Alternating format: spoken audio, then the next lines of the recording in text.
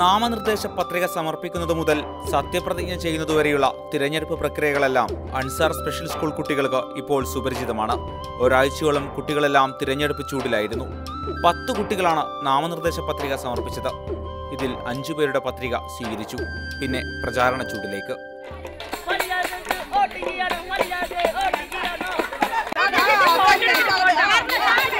5 സ്ഥാനാർത്ഥികൾക്കും തിരഞ്ഞെടുപ്പ് ചിഹ്നങ്ങളും കിട്ടി.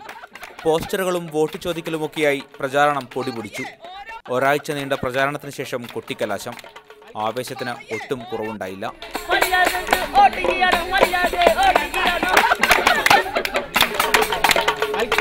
കുട്ടികളെല്ലാവരും പോളിംഗ് ബൂത്തിലേക്ക്, കൂടെ അധ്യാപകരും. കൗതുകമുണർത്തി ബാലറ്റ് പെട്ടിയും ബാലറ്റ് പേപ്പറും. 82 വിരലുകളിൽ മഷി പുരണ്ടു.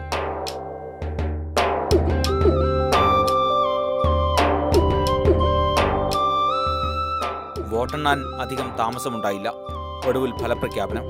37 വോട്ടുകളുമായി ഹിജാസ് സ്കൂൾ ലീഡറായി. ബാക്കിയുള്ളവർക്കും നിരാശപ്പെടേണ്ടി വന്നില്ല. പത്രിക സമർപ്പിച്ച മറ്റ് 9 പേരും ക്ലാസ് ലീഡർമാരായി. ഫലപ്രഖ്യാപനത്തിന് പിന്നാലെ ജയിച്ചവർ സത്യപ്രതിജ്ഞ ചെയ്ത് അധികാരമേറ്റു. ഇതാദ്യമായിട്ടായിരിക്കും ഒരു സ്പെഷ്യൽ സ്കൂൾ ഇത്തരമൊരു തിരഞ്ഞെടുപ്പ് നടത്തുന്നത്.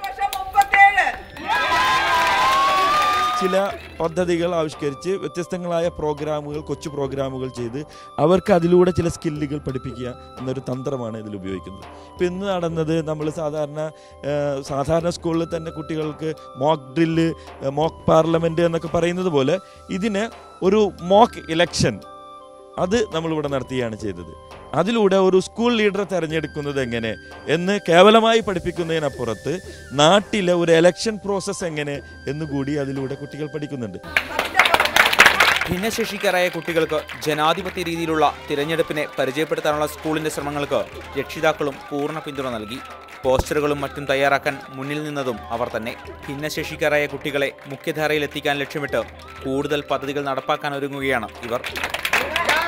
അർജുൻ മട്ടന്നൂർ, മാതൃഭൂമി ന്യൂസ്, ഒറ്റപ്പാലം.